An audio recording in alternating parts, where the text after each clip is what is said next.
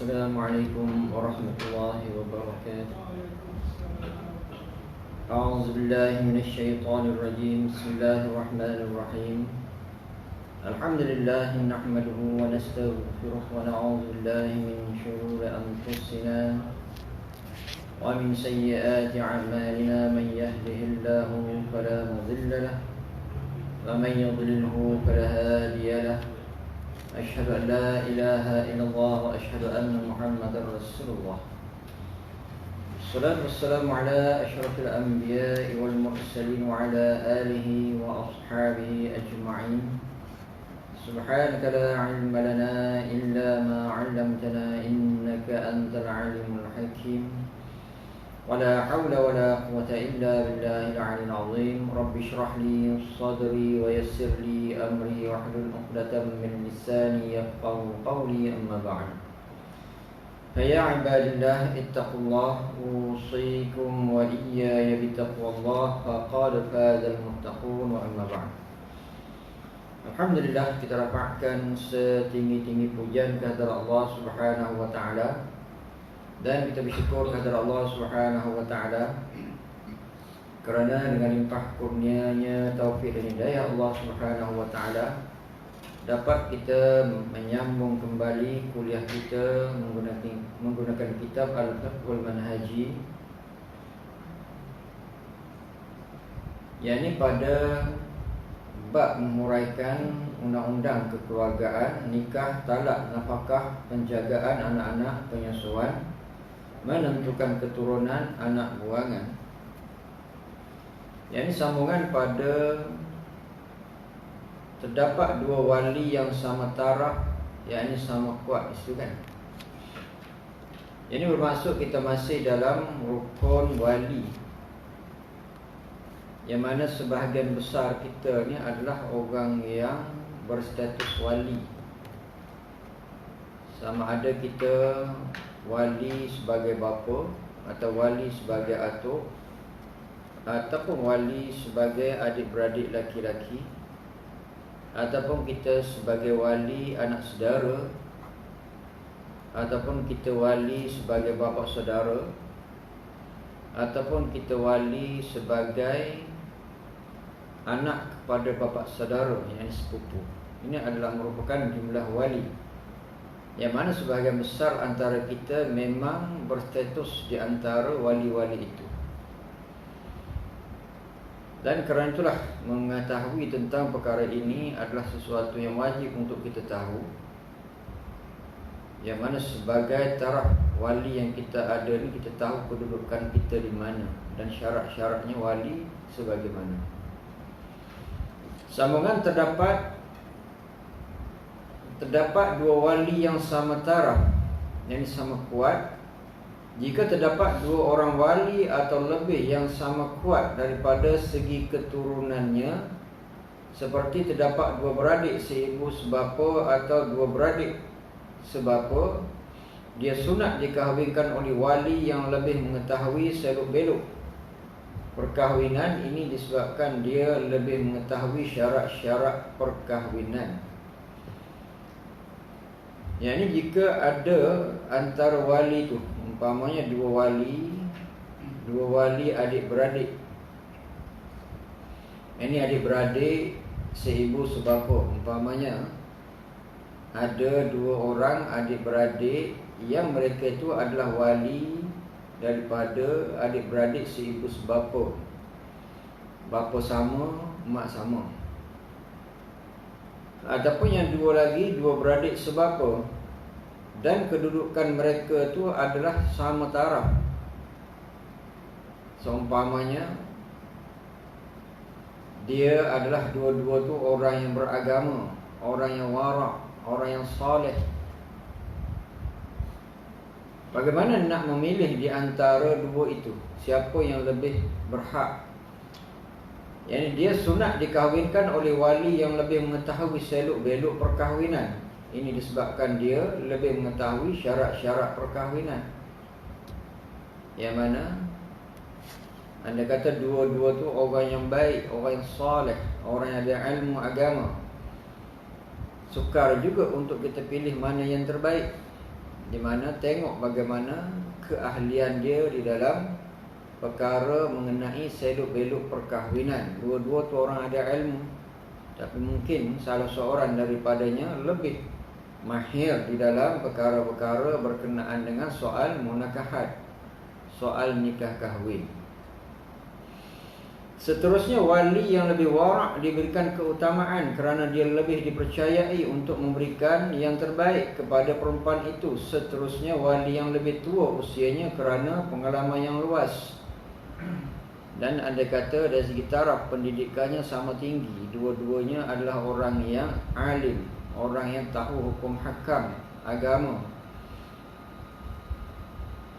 Dan dari segi ini tengok yang mana yang lebih warak, lebih menjaga kedudukan dia, yakni lebih menjaga yakni dia punya maruah dia di dalam agama.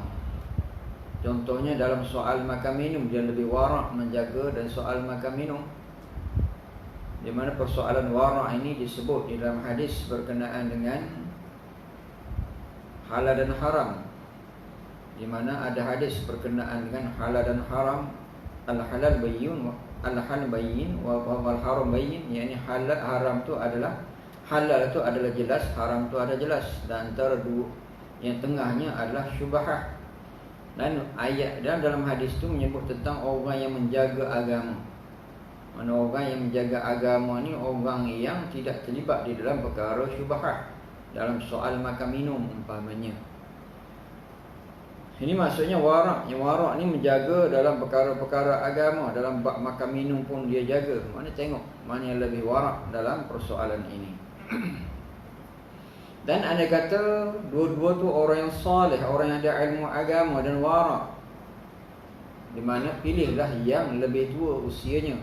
Sudah tentulah dalam beberapa perkara syarat ini ada yang akan lebih daripada dua itulah. Mungkin dia di antaranya yang biasa lebihnya adalah umurnya, mungkin setahun beza. Di mana pilih mana yang lebih tua, anda kata kedua-dua tu ada kebaikan ataupun ada kelebihan di dalam agama dan juga orang soleh, orang yang warak. Carilah mana yang lebih tua. Yang mana yang lebih tua itu biasanya luas pengalaman hidupnya. Dalam keadaan terdapat ramai wali yang setara, wali yang mengahwinkan perempuan itu hendaklah mendapatkan keredaan wali yang lain supaya mereka boleh bersepakat dan tidak berlaku salah faham. Jika mereka berselisih pendapat dan masing-masing ingin mengahwinkan perempuan itu, undian wajib dilakukan untuk menyelesaikan masalah siapa yang diundi akan mengahwinkannya. Dan anda kata ramai wali-wali itu wali yang setara, umpama contohnya adik-beradik setara, umurnya memang tidak sama tetapi setara dari segi baiknya, warak, sayang kepada si perempuan yang nak dikahwini. Maknanya yang perempuan itu menyayangi ke semua adik-beradik dia sama aja. Nah, dalam soal ini lebih untuk memberi keadilan adalah dilakukan undian. Jika perempuan memberi keizinan kepada mana-mana wali yang setara mengahwinkannya dan dia dikahwinkan oleh wali yang kurang afdal atau wali yang tidak terpilih melalui undian, sah perkahwinan tersebut disebabkan keizinan yang diberikan. Tetapi jika dia hanya memberikan keizinan pada salah seorang daripada mereka, kemudian dia dikahwinkan oleh wali lain, akad itu tidak sah kerana akad berlaku tanpa keizinan dan kerelaannya. Dan anda kata pengantin perempuan, yang perempuan itu dia memberi keizinan kepada mana-mana wali, adik-beradik dia mungkin ada 5, yang laki-laki dia berilah keizinan kepada 5-5 tu menikahkannya. Di mana anda kata yang dipilih itu kurang afdal yang mengahwinkannya, di mana sah sebab dia tidak khususkan kepada siapa yang jadi wali. Berbeza dengan contoh yang kedua tu, yang hujung tu, kalau dia memberi keizinan secara khusus wali itu, adik-beradik ini yang boleh mengahwinkannya, tiba-tiba wali yang lain, adik-beradik lain mengahwinkannya, yang mana pernikahan tidak sah sebab wali itu tidak mendapat keizinan daripada perempuan itu. Ya, mungkin adik-beradik yang mengahwinkannya mungkin abang itu dia rasa dia lebih berhak untuk mengahwinkan adiknya, tetapi yang perempuan itu lebih menyayangi, lebih rapat dengan adik yang laki-laki umpamanya, di mana dia suka yang tu, dia dah sebut yang adik dia tu yang akan jadi walinya, tiba-tiba abangnya yang kahwinkannya. Dalam soal ini pernikahan itu tidak sah sebab dia tidak beri keizinan kepada wali abang tu untuk menikahkannya. Mesti orang yang diberi keizinan secara spesifik itulah yang menikahkan dia. Ya, mungkin boleh berlaku lah, mungkin ada adik-beradik yang rapat, walaupun dia taraf adik tapi rapat dengan dia, tahu seluk-beluk, tahu masalah dia, sentiasa berbincang dan sebagainya. Jadi dia rapat walaupun adik dia. Berbanding dengan abang tu memang abang tapi jumpa sekali-sekali, cuti raya baru jumpa, kalau tak raya tak jumpa umpamanya. Itulah, hanya adik ni rapat dengan dia, dia memberi keizinan yang rapat, di mana itulah yang boleh menjadi wali kepada dia. Kita tengok pada tajuk yang lain tu, wali tidak ada. Apabila perempuan tidak mempunyai wali, hak mengahwinkannya berpindah kepada qadi, yakni wali sultan, kerana dia dilantik untuk memberikan kebaikan kepada orang Islam. Andai kata perempuan itu tidak ada wali, wali itu wali nasab tu lah. Wali nasab tu umpama tidak ada. Siapa wali nasab? Ayah, atuk, yang dipanggil wali akrab. Yang lain tu wali abad, seperti adik-beradik. Adik-beradik laki-laki seibu sebapa, adik-beradik laki-laki sebapa, adik-beradik laki-laki seibu. Dan naik lagi, yang ini bapa saudara. Turun lagi. Yang ini pelepas adik-beradik, anak saudara. Anak saudara, adik kepada anak kepada adik-beradik laki-laki anak saudara. Lepas tu baru berpindah kepada bapa saudara. Dan kalau tak ada juga, berturun kepada anak kepada bapa saudara, yakni sepupu. Dan kalau kesemua tu tidak ada, maknanya perempuan ini tidak ada wali. Ataupun dia ada tetapi semua tu orang bukan Islam, kafir. Ayah dia bukan Islam, atuk dia bukan Islam, semua bukan Islam. Dia ni masuk Islam. Kerana walaupun ada dia punya nasabnya, tetapi mereka tu bukan Islam. Yang mana orang bukan Islam tidak boleh jadi wali. Dan dalam persoalan ini, dalam hal ini, bagaimana wali itu akan berpindah kepada qadhi ataupun wali sultan, kerana dia dilantik untuk memberikan kebaikan kepada orang Islam. Mengahwinkan perempuan yang tidak mempunyai wali mempunyai kebaikan, maslahah yang wajib direalisasikan. Sebelum ini kita telah sebutkan hadis Rasulullah sallallahu alaihi wasallam, as-sultan waliyyu man la waliyalah. Hadis yang direkodkan oleh Imam Abu Daud dalam kitab kahwin, bab tentang wali, hadis nombor 2083, dan Imam Tirmizi dalam bab hadis tentang tidak sah pernikahan melainkan dengan wali, hadis nombor 1102. Tengok dari segi penyusunan keterangan tu pun maknanya ilmiah lah. Kita tengok nota kaki tu kan, footnote tu, di mana kalau mengikut kepada susunan hadis, pengumpul hadis ataupun sunan sittah, kutubus sittah, yang pertamanya susunannya Imam Bukhari, lepas tu kedua turun Imam Muslim, yang ketiga turun Imam Abu Daud, yang keempat turun kepada Imam Tirmizi.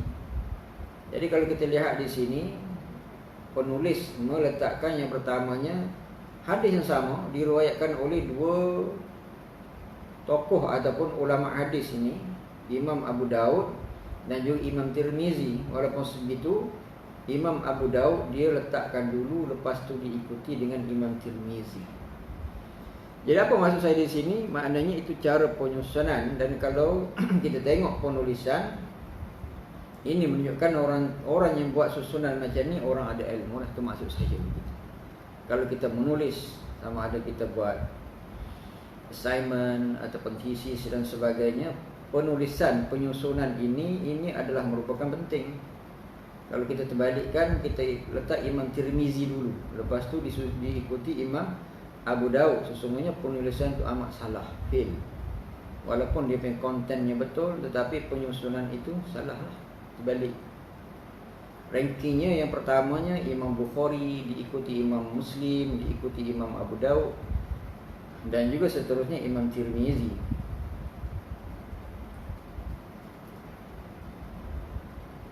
Sedikit maklumat lah.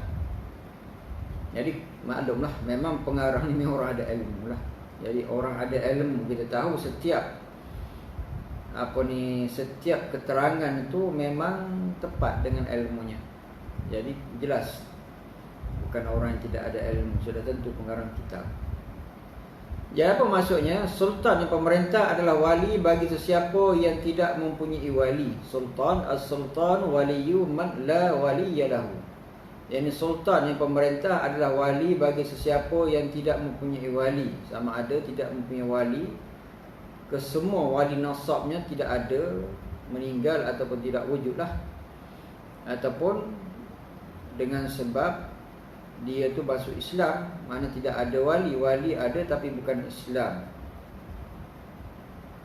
Ataupun mungkin wali itu ada tetapi wali itu terhalang untuk jadi wali. Contohnya ada wali ayah, tapi wali ayah tu lebih dua marhalah, duduk lebih dua marhalah, yang mana boleh dinikahkan oleh wali hakim lebih dua marhalah, dan dia tidak dapat hadir, yang mana boleh dinikahkan oleh wali hakim, tidak turun kepada wali yang ke bawah, sebab wali akrab tu masih ada. Ataupun wali di dalam ihram haji dan umrah, selagi ada wali akrab, ayah, datuk, tapi mereka terhalang dengan sebab dalam ihram haji dan umrah, di mana hak wali itu berpindah kepada wali hakim, tidak berpindah kepada wali yang ke bawah, wali ab'ad, tidak pindah kepada wali adik-beradik, tidak.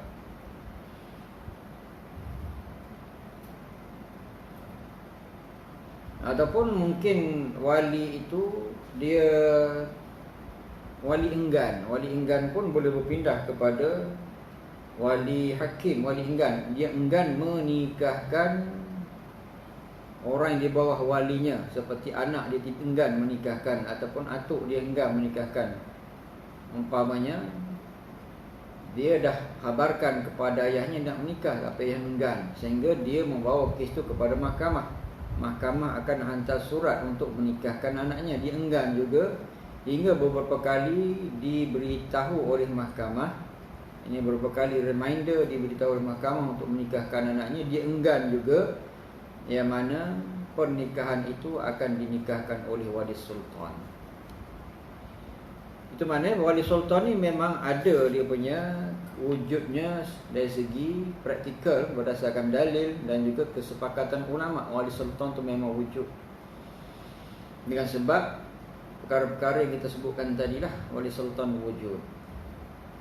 Dan anda kata seseorang tu duduk di negara yang bukan Islam, bagaimana pula wujudnya wali sultan? Wali sultan ni di negara yang bukan Islam ni, mereka yang diangkat oleh komuniti Islam di situ dan diiktiraf oleh pemerintah di situ, mereka itulah wali sultan. Contohnya negara Thailand ataupun Singapura atau mana negara yang pemerintahnya bukan Islam, di mana mereka yang dilantik oleh yang di komuniti Islam itulah sebagai wali mereka apabila diiktiraf oleh kerajaan atau pemerintah di negara itu.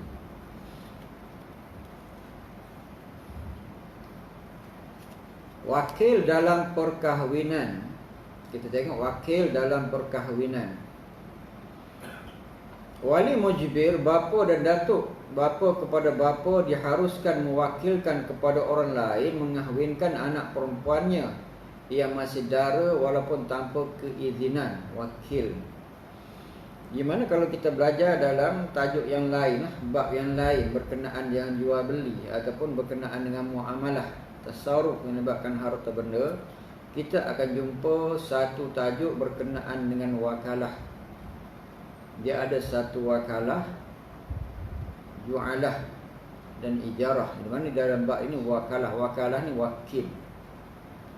Dalam perkara berkenaan dengan wakil ni memang banyak berlaku dalam hidup kita. Cuma kadang-kadang kita tidak terperasan, melainkan kita belajar dalam bab itu, kita tahu ini hukum ada dalam agama, wakil.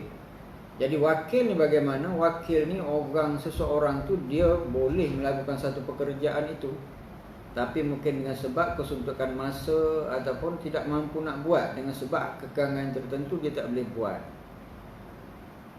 Dan bagaimana keadaan wakil atau wakalah dalam Islam ni memang dibenarkan dalam syarak lah. Sehingga kalau kita lihat di sini, dalam bab pernikahan ini dia ada sah dan batal. Apa dia sebut sah dan batal? Bolehkah seseorang tu mewakilkan orang lain menikahkan anaknya? Di mana bolehlah, sebab dalam Islam ada satu sistem wakalah, wakilkan. Jadi buat wakil ni banyak. Cuma kadang-kadang kita terperasan di mana wakil ni perlu untuk diiktiraf apabila seseorang itu nak menggunakan harta orang lain tapi dengan izin. Umpamanya wakil menjualkan kereta dengan izin, wakil membelikan kereta dengan izin. Sedangkan dalam perkara yang melibatkan harta benda, perkara itu amat ditekankan Islam. Tanpa ada keizinan tidak boleh bertasarruf menggunakan harta dan juga duit ringgit orang lain, melainkan dengan syarat dia ni sebagai wakil. Sehingga dalam soal ini, kalau kita tengok di sini, saya kembangkan sikit. Yang ini dia punya maklumat tentang wakil itu. Wakil. Sebab apa? Dalam perkahwinan ini agak jelas perkahwinan ada sah dan batal. Sedangkan boleh tak kita wakilkan? Dan kerana itu saya kembangkan tadi. Bukan setakat ini, dalam hal harta benda pun Islam penting. Islam mementingkan keredaan, di mana wakil itu adalah dibenarkan. Di mana Nabi SAW menyebut innamal bai'un antaradin. Sesungguhnya jual beli itu dia bergantung kepada keredaan.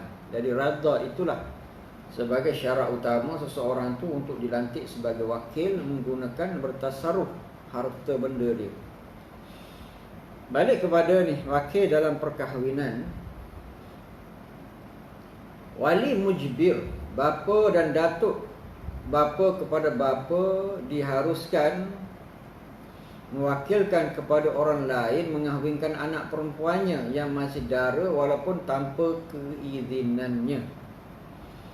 Dalam mewakilkan perkahwinan ini, wali mujbir tidak diisyaratkan menentukan lelaki tertentu untuk dikahwinkan dengan anak perempuannya. Ini kerana wali mempunyai hak menentukan wakil dan mempunyai kuasa untuk mewakilkannya secara umum.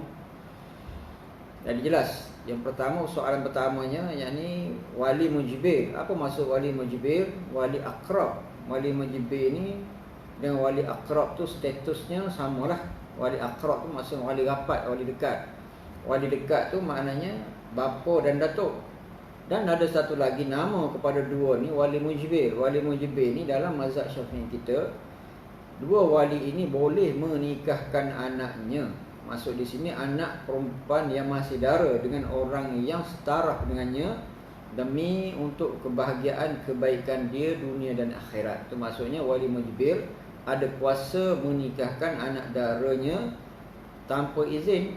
Tapi dengan alasan apa? Dengan alasan wali mujbir ni tahu yang bakal suami anaknya tu orang yang baik, orang yang sementara dari segi kedudukan kebangsawanannya, sama ada segi ekonomi dan sebagainya, dan orang tu memang teruji orang yang soleh, orang yang baik, orang yang mampu menjaga anaknya. Di sinilah timbulnya taraf wali mujbir. Dia boleh menikahkan anak perempuan yang masih dara itu tanpa dengan keizinan, dengan syarat-syarat yang tadilah. Yang ini bukan penganiayaan tapi demi kebaikan. Maksudnya wali nasab yang lain tidak terjumlah dalam wali mujbir. Wali mujbir ini dua saja, wali akrab. Asalnya wali akrab, wali rapat, bapa dan datuk. Dan dua-dua ni juga dinamakan sebagai wali mujbir. Kenapa wali mujbir? Kita sebut tadi berulang kali, orang yang boleh mengahwinkan anak perempuannya tanpa izin. Dengan sebab apa? Dengan alasan keagamaan dan keduniaan yang baik. dalam mewakilkan perkahwinan ini. Dan begitu juga wali mujibir ini boleh mewakilkan, yakni wali hakim untuk menikahkan anaknya umpamanya. Dalam mewakilkan perkahwinan ini, wali mujibir tidak disyaratkan menentukan lelaki tertentu untuk dikahwinkan dengan anak perempuannya. Ini kerana wali mempunyai hak menentukan wakil dan mempunyai kuasa untuk mewakilkannya mewakilkannya secara umum. Maknanya wali mujibir itu banyak dia punya haknya lah, dengan siapa yang dia nak nikahkan anaknya dan dengan siapa, kepada siapakah yang dia akan wakilkan pernikahan itu. Jadi di sini wali mujibir itu ada kuasa begitu. Jika wali mewakilkannya secara umum, wakil wajib menjaga kepentingan pengantin perempuan. Oleh itu wakil tidak boleh mengahwinkannya lelaki yang tidak sekupu, kerana perwakilan secara umum termasuk mencari pasangan yang sekupu.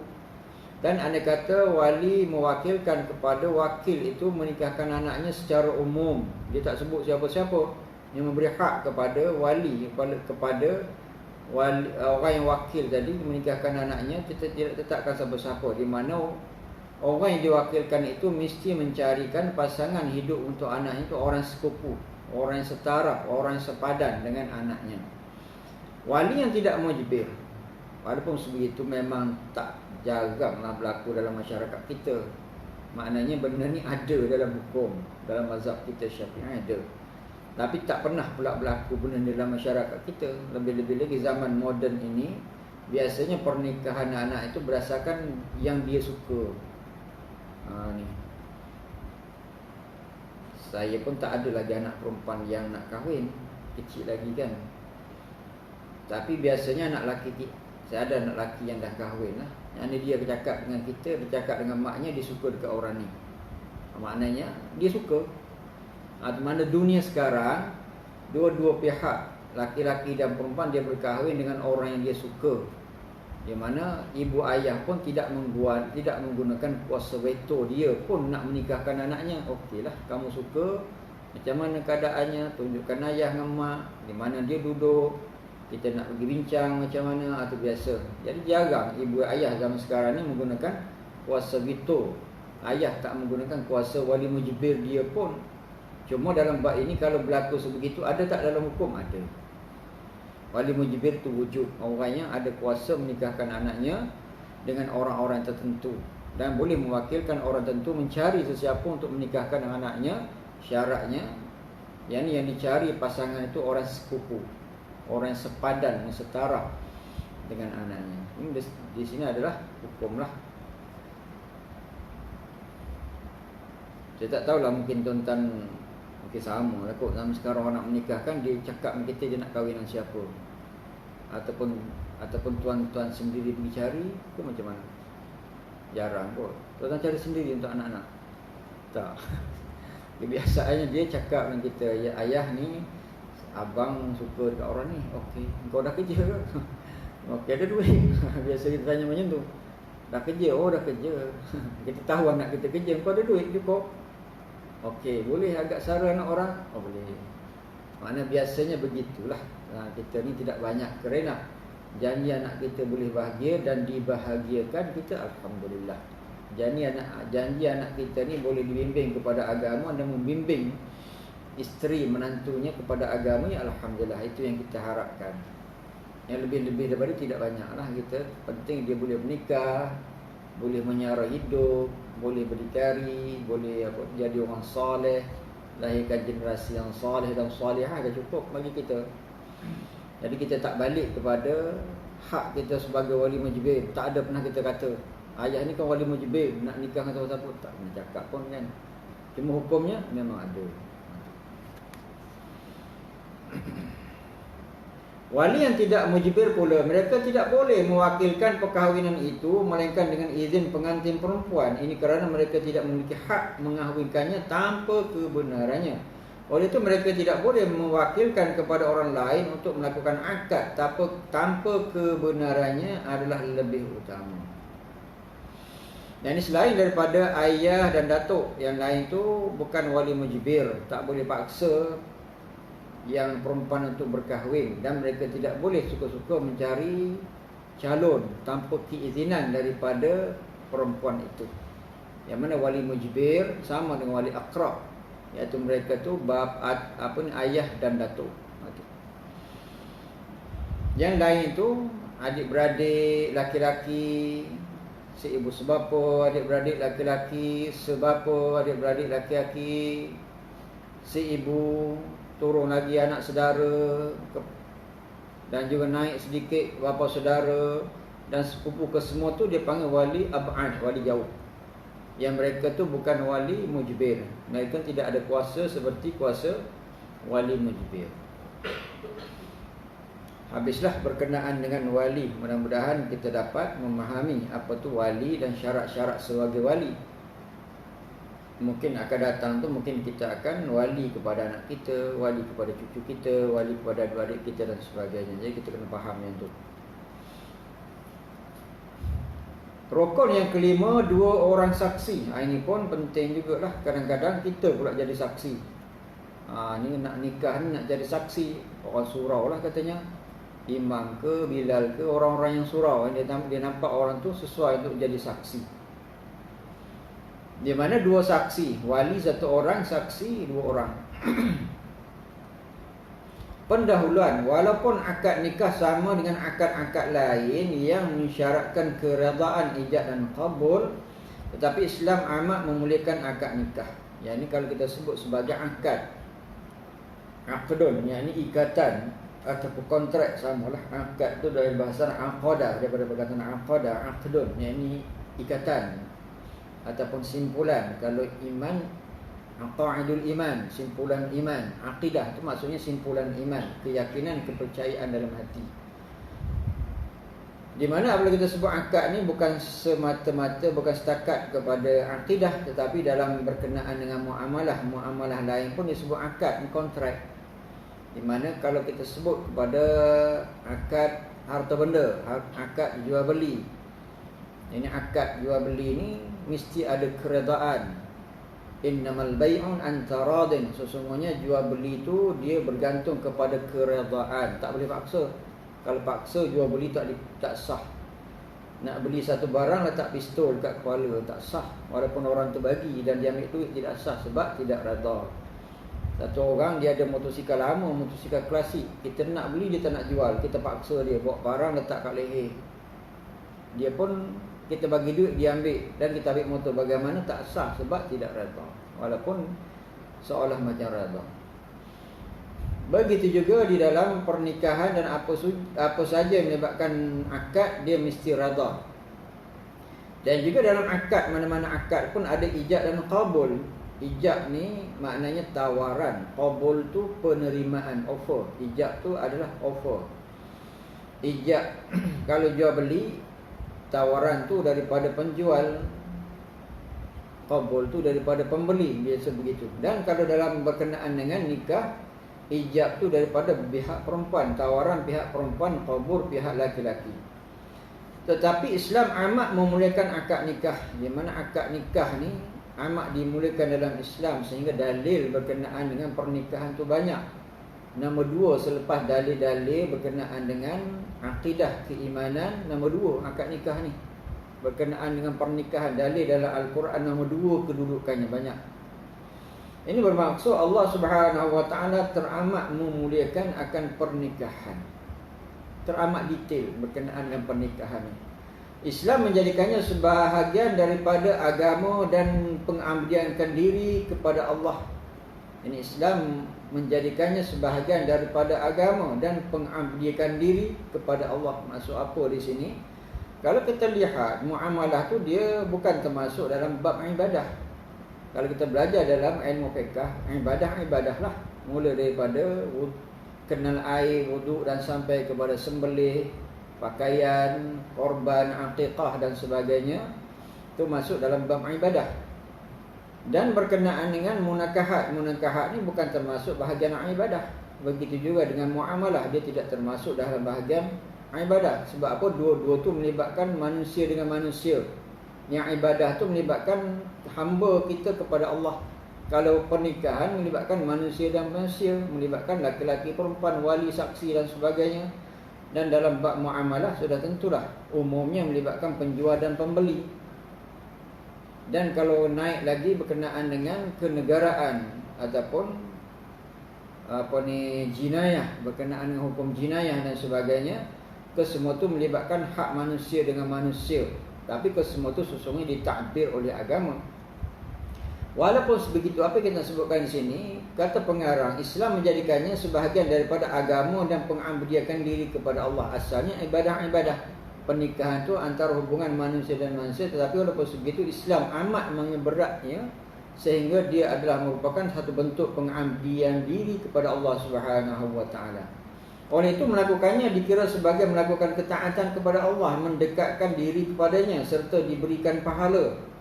Maknanya dalam soal pernikahan ini, walaupun dia asasnya bukan ibadah sebab hubungan manusia dengan manusia, tetapi melaksanakan pernikahan dengan ketentuan Allah, ada dia punya akhlak dan sebagainya, itu adalah merupakan satu bentuk yang berpahala. Kalau kita lihat kepada jual beli ini antara penjual dan pembeli, di mana dia jual beli itu adalah benda yang harus. Jadi maknanya tidak adalah kita kata dia ni sebagai satu bentuk pengabdian. Cuma apabila kita ni meniatkan jual beli itu jual beli yang halal, maknanya kita akan dapat pahala lah juga. Berbeza dengan nikah ni, dia ada suatu yang walaupun hubungan manusia dengan manusia, tetapi diletakkan sebagai satu bentuk ibadah. Apabila ketaatan di dalam melaksanakan hukum-hukum kepada nikah ni, ketaatan kepada Allah, maknanya dia akan dapat sebagai pahala ibadah. Dan juga sebagai mendekatkan diri kepadanya, yakni kepada Allah, seperti ibadah yang lain, yakni tujuan ibadah untuk takarrub kepada Allah. Oleh kerana akad nikah dan kesannya amat besar dan berat, iaitu menghalalkan kehidupan suami isteri, wajibnya mas kahwin, nafkah, jelasnya keturunan, anak-anak, hak harta pusaka, kewajipan perniagaan dan ketaatan, semua ini terdedah kepada keengganan suami isteri untuk melaksanakannya. Jadi maksudnya di sini, walaupun akad jual beli itu nampak satu ikatan, di mana berbeza pula akad nikah ni dikesan tu besar. Sebab apa? Apabila berlakunya akad nikah ini menghalalkan kehidupan suami isteri. Menghalalkan apa? Halalnya melakukan hubungan jenis. Seseorang yang nak melakukan hubungan jenis, dia mesti melalui akad. Mesti ada ijab dan qabul dan juga rupa-rupa dan syarat nikah yang lain. Di mana tanpa ada akad itu, dua orang pasangan itu tidak boleh bersama. Boleh berbual tapi tidak boleh berjima tanpa ada akad. Jadi inilah maknanya kesan daripada akad tu sampai membawa kepada hubungan, yakni hubungan suami isteri, hubungan seksual, hubungan kelamin, di mana kesan daripada akad itu. Dan seterusnya lagi, dia mewajibkan mas kahwin. Dengan sebab akad itu wajib untuk ada mas kahwin, dan juga wajib untuk memberi nafkah. Sebab ada akad. Apabila satu laki-laki dia kata aku terima nikah ni, maknanya dia tu boleh bersama dengan isterinya, dan di samping sama dia akan timbul satu bebanan lain untuk membayar mas kahwin, dan bebanan yang lain pula nafkah. Nafkah ni makan, minum, tempat tinggal, pakaian, kesihatan, pendidikan, dan juga nafkah batin umpamanya. Ini adalah merupakan bentuk nafkah yang wajib. Asalnya satu laki-laki dia dengan diri dia saja, yakni dia saja. Mana dia memberi makan nafkah untuk diri saja. Makan minum dia, tempat tinggal dia, dan itu dia. Tapi apabila sudah bernikah, di mana akan dia membuat satu skop yang luas. Skop mana di sini menjaga orang lain, isterinya, dan apabila ada anak, nafkah kepada anak. Dengan sebab apa? Dengan sebab akad tadi. Kenapa saya panjang lebar di sini? Nak memahami agar orang muda-muda kita ni faham. Apabila kita sebut sebagai akad, apabila kamu terima nikah, inilah kesan dia. Kesan tu kesan nafkah. Bukan sebagai teringat sebagai jima saja, nafkah itu. Makan, minum, pakai, penginapan, pendidikan, kesihatan dan sebagainya termasuk nafkah. Dan juga nafkah yang lain dari segi pendidikan, sebutkan tadi lah, pendidikan agama, halal dan haram agama, berkenaan akidah, itu semua nafkah perlu untuk diberi. Di samping ini nafkah batin. Dan juga dengan akad ni juga jelaslah keturunan anak-anak. Ialah bila satu orang bernikah, jelas Islam mengiktirafkan anak yang lahir daripada pernikahan yang sah itu anak dia. Dan juga apabila ada anak, sudah tentu hak harta pusaka. Ni pula turun lagi tentang harta pula. Jadi harta-harta ni sama ada seorang tu beroleh dengan sebab jual beli, ataupun seorang tu beroleh dengan sebab wasiat, sama ada orang tu beroleh harta dengan sebab hibah, sama ada seorang tu boleh harta dengan sebab pusaka. Harta ni macam-macam cara dapat. Satunya dari segi jual beli, menggunakan kaedah jual beli, dan bentuk-bentuk jual beli tu banyak. Ataupun harta boleh dapat dengan sebab hibah. Hibah ni pemberian orang itu masa dia hidup. Dan juga harta boleh dapat dengan cara wasiat. Dan satu lagi, harta boleh dapat dengan cara harta pusaka. Dia panggil dalam bab faraid ataupun mawaris. Dengan sebab apa? Dengan sebab nikah. Tanpa ada nikah, seorang tu tak boleh dapat harta pusaka. Kewajipan penjagaan dan ketaatan. Ini kewajipan penjagaan. Jaga siapa? Suami jaga isteri, isteri jaga suami, harta benda suami dan sebagainya. Ketaatan. Taat isteri kepada suami. Isteri yang tidak taat dipanggil nusyus. Suami juga kadang-kadang lupa, dia pun boleh jadi nusyus kepada isteri dengan sebab lalai untuk memberi nafkah. Nusyus juga. Semua ini terdedah kepada keengganan suami isteri untuk melaksanakannya. Kesemua-semua ini, inilah beban yang setengah orang tak nak tunaikan tanggungjawab, tak nak memberi nafkah. Ni.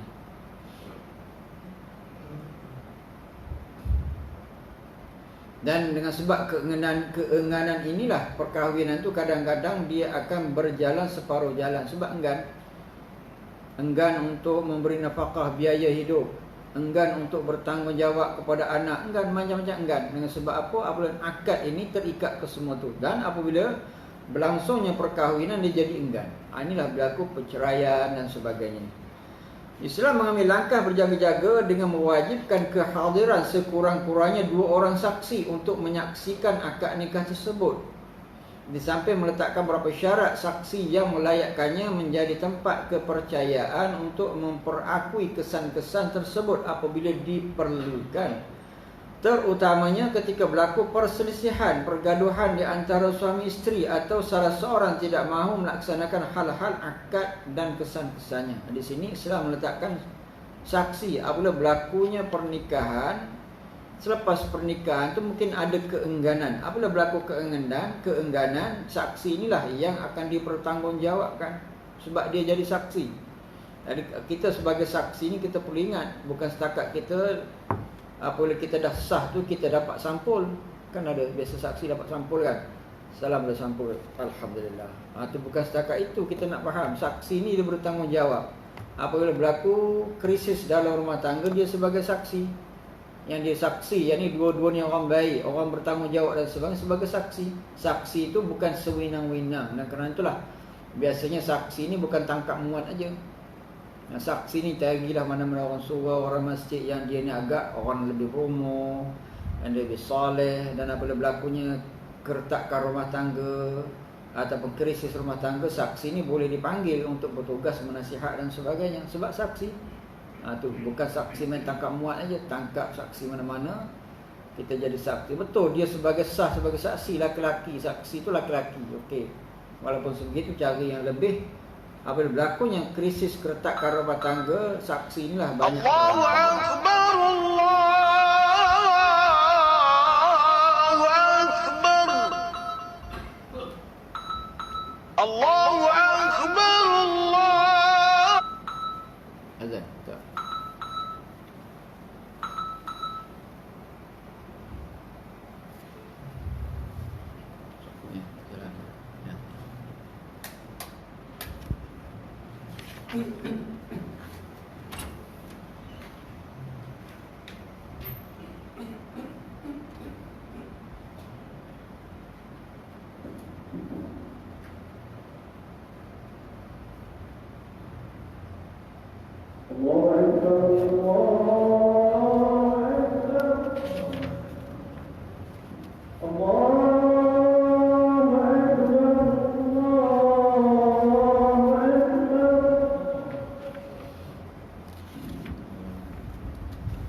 أشهد أن لا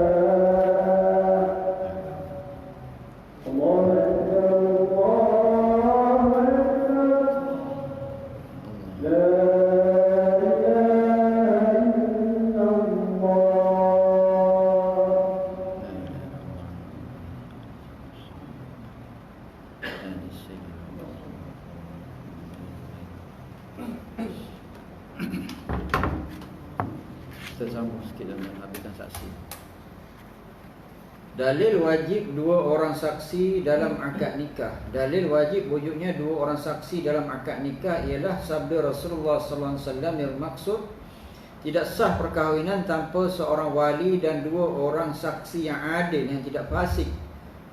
Mana-mana perkahwinan yang selain daripada itu adalah batal. Boleh rujuk dalam hadis riwayat Ibnu Hibban dalam kitab sahihnya. Sila rujuk Mawarid Al-Zam'an ila Zawaid Ibn Hibban kitab nikah bab apa yang diriwayatkan tentang wali dan saksi, hadis nombor 1247. Ini berkenaan dengan dalil tentang perlunya wali dan dua orang saksi. Mana dua-dua ni dipahami dalam mazhab Syafi'i, wali itu adalah rukun nikah dan saksi itu adalah rukun nikah.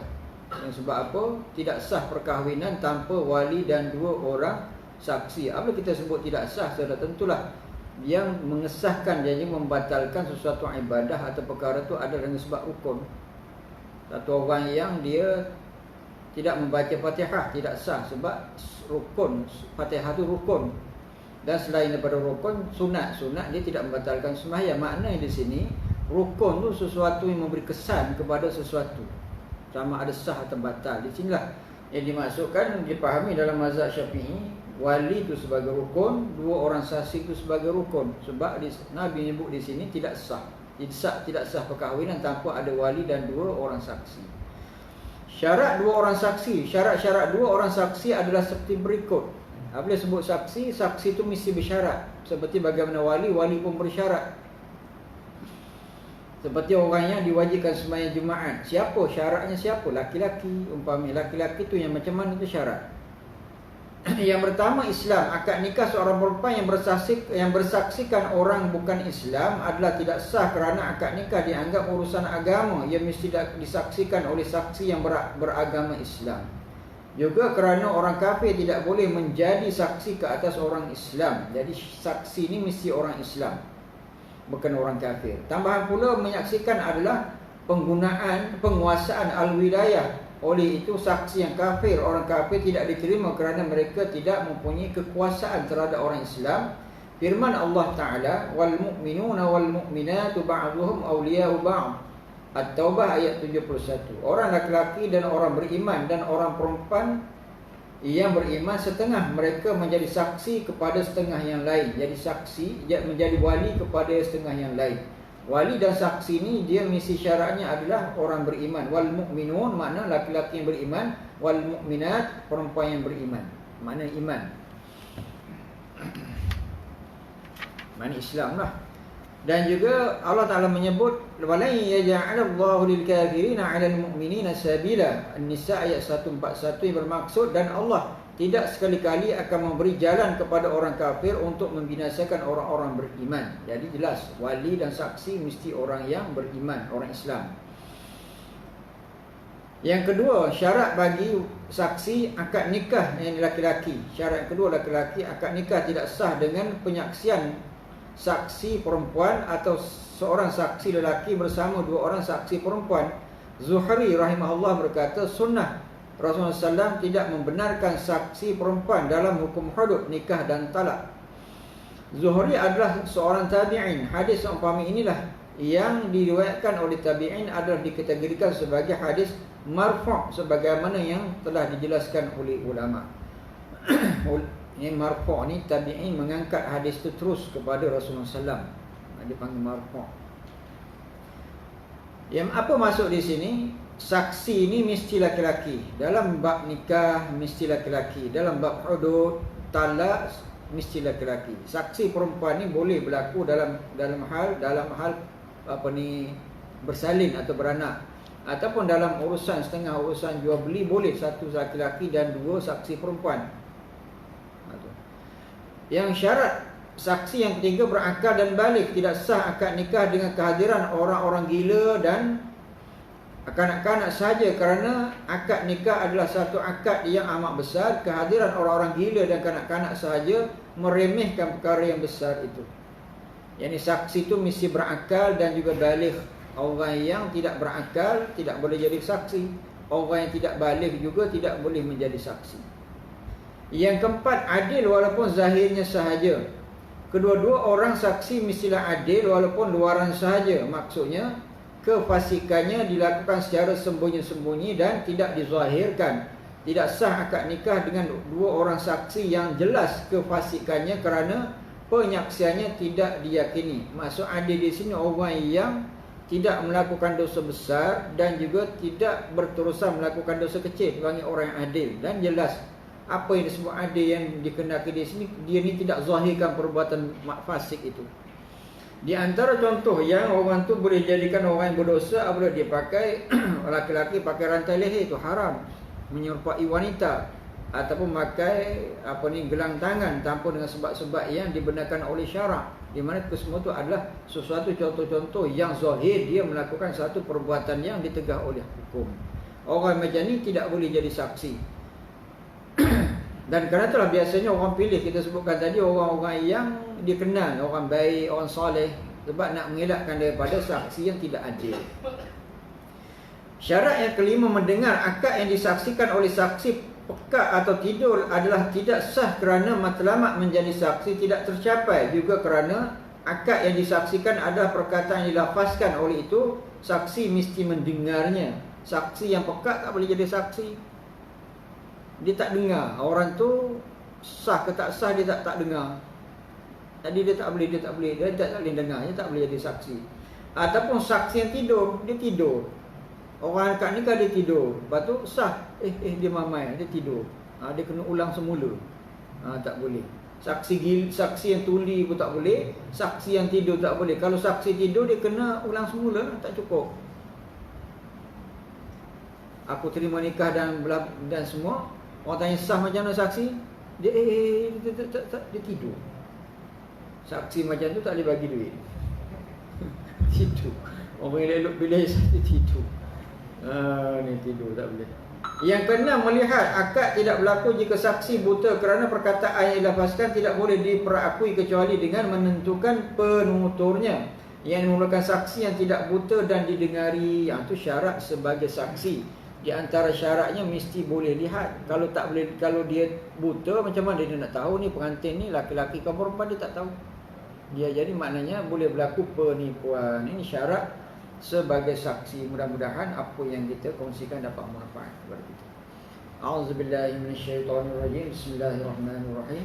Alhamdulillahirabbil alamin. Allahumma arinal haqqa haqqan warzuqna ittiba'ahu wa arinal batila batilan warzuqna ijtinabah. Allahumma fa'alna bima 'allamtana wa ja'alna min 'ibadika as-salihin. Wassallallahu ala sayyidina Muhammad wa ala alihi wa sahbihi wasallam. Walhamdulillahirabbil alamin. أقول قولي هذا وأستغفر الله العظيم لي ولكم ولسائر المسلمين والمسلمات فاستغفروه إنه هو الغفور الرحيم. السلام عليكم ورحمة الله وبركاته.